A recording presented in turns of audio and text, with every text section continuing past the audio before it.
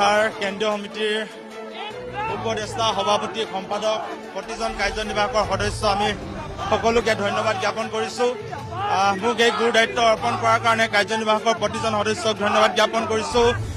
ইয়াৰ আগৰ সমিতিৰ সন্মানীয় সভাপতি দীপাংকৰ কুমাৰ নাথ ডাঙৰীয়া, সাধাৰণ সম্পাদক লুৰিণজ্যোতি গগৈ ডাঙৰীয়া, উপদেষ্টা সমুজ্জ্বল কুমাৰ ভট্টাচাৰ্য ডাঙৰীয়া আটাইকে মই শ্ৰদ্ধা জ্ঞাপন কৰিছোঁ। কাৰ্যনিৰ্বাহকৰ প্ৰতিজন কৰ্মীলৈ শ্ৰদ্ধা জ্ঞাপন কৰিছোঁ আৰু আহি থাকিবলগীয়া দিনত সদৌখন ছাত্ৰ সন্থাক গতি প্ৰদান কৰিবৰ কাৰণে চেষ্টা কৰিম।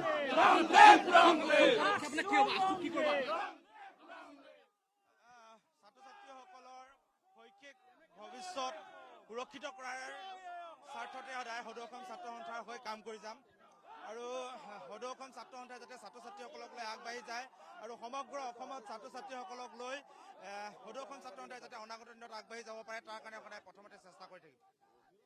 আৰু মই আপোনাক কৈছোঁ, আছুক লৈ যিমানখিনি বিতৰ্ক হৈছে এই অধিৱেশনৰ পিছৰ পৰা সেই বিতৰ্ক অৱসান হ'ব বুলি আপুনি প্ৰতিশ্ৰুতি দিব পাৰিব নেকি? নিশ্চিতভাৱে সদৌখন ছাত্ৰ সন্থাক লৈ যিসমূহ বিতৰ্ক হৈ আছে এই বিতৰ্কসমূহ আচলতে আহি থাকিবলগীয়া দিনত অৱসান কৰিব লাগিব আৰু এই অৱসান কৰাৰ দায়িত্ব আমি নতুনকৈ গঠন কৰা এই কেন্দ্ৰীয় সমিতিখনে গ্ৰহণ কৰিব লাগিব আৰু এই ক্ষেত্ৰত আমি আশাবাদী যে প্ৰত্যেকজন কেন্দ্ৰীয় কাৰ্যনিৰ্বাহক সদস্য, প্ৰত্যেকখন জিলা ছাত্ৰ সন্থা আৰু প্ৰত্যেকজন আছুৰ কৰ্মকৰ্তাই এই ক্ষেত্ৰত ব্যৱস্থা গ্ৰহণ কৰিব আৰু আহি থাকিবলগীয়া দিনত সদৌখন ছাত্ৰ সন্থাক অধিক গতিশীল প্ৰদান কৰিব।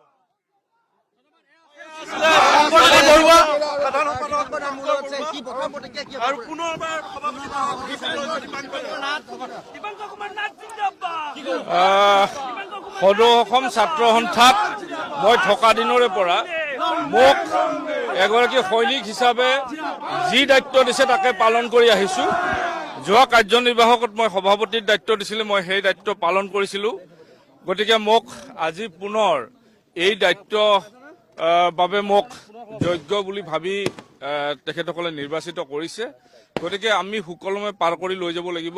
শংকৰজ্যোতি বৰুৱাই দুলীয়াজান অধিৱেশন ছাকচেছফুলি অনুষ্ঠিত কৰিছে আৰু ইয়াৰ সকলো লোকে শংকৰজ্যোতি বৰুৱাৰ সদৌ অসম ছাত্ৰ সন্থাত তেখেতে নেতৃত্ব ল'ব লাগে বুলি দাবী জনাইছিল আৰু প্ৰত্যেকৰে মনৰ ইচ্ছা যে শংকৰজ্যোতি বৰুৱাই নতুন প্ৰজন্মক যিখিনি ছাত্ৰ সন্থাৰ কৰ্মকৰ্তা আছে তেওঁলোকক ৰিপ্ৰেজেণ্ট কৰি ভৱিষ্যতে এক গতিশীল দিশত আগবঢ়াই লৈ যাব পাৰিব বুলি আমি বিশ্বাস কৰোঁ আৰু জাতীয় জীৱনক আপোচহীনভাৱে আগবঢ়াই লৈ যাবৰ কাৰণে সদৌ অসম ছাত্ৰ সন্থাত মই থকা দিনলৈকে মই চেষ্টা কৰিম আৰু শংকৰজ্যোতি বৰুৱা নতুন প্ৰজন্মৰ এগৰাকী অত্যন্ত সম্ভাৱনাপূৰ্ণ যুৱক।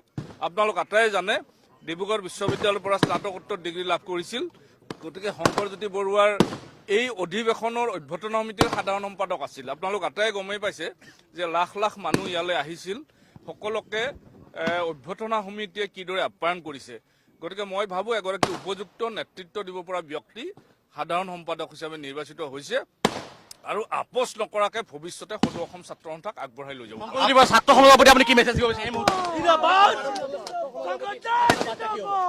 ছাত্ৰ সমাজৰ প্ৰতি এটাই বাৰ্তা দিব বিচাৰোঁ যাতে আহি থাকিবলগীয়া দিনত আমি অসমৰ যি শিক্ষা ব্যৱস্থাত থকা যি আখুৱাপূৰ্ণ শিক্ষা ব্যৱস্থা সেই শিক্ষা ব্যৱস্থাক আমি কেনেকৈ কুটিপূৰ্ণ কৰিব পাৰোঁ আৰু নতুন নতুন পাঠ্যক্ৰমৰ জৰিয়তে আমাৰ ছাত্ৰ ছাত্ৰীসকলক ৰাষ্ট্ৰীয় আৰু আন্তঃৰাষ্ট্ৰীয় পৰ্যায়ত ফেৰ মাৰিব পৰাকৈ আমাৰ ছাত্ৰ ছাত্ৰীসকলে যাতে শৈক্ষিক দিশত আগবাঢ়ি যাব পাৰে তাৰ কাৰণে প্ৰথম প্ৰচেষ্টা থাকিব।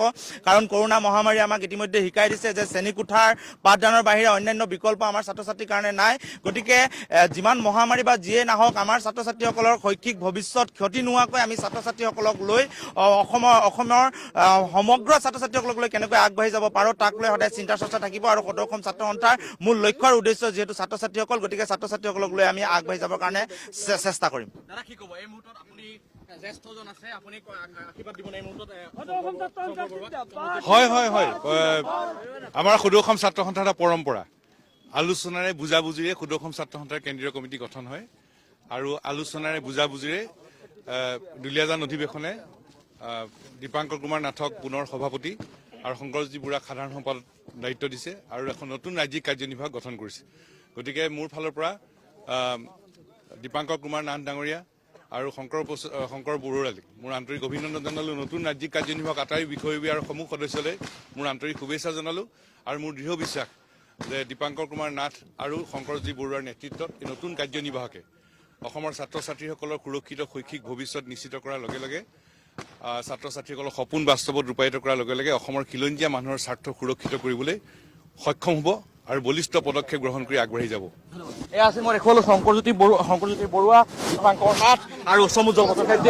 ইতিমধ্যে গুৱাহাটী সমাগমত দুলীয়াজান টাবত অনুষ্ঠিত হোৱা যি বিষয় বাছনি সভা, সেই সভাত ইতিমধ্যে নতুন নিৰ্বাচিত হৈছে তেওঁলোক। ভৱিষ্যতৰ দিনত সদৌ অসম ছাত্ৰ সন্থাৰ সাধাৰণ সম্পাদকৰ পদত শংকৰজ্যোতি বৰুৱা আৰু দীপাংকৰ নাথে পুনৰ কাৰ্যনিৰ্বাহ কৰিব।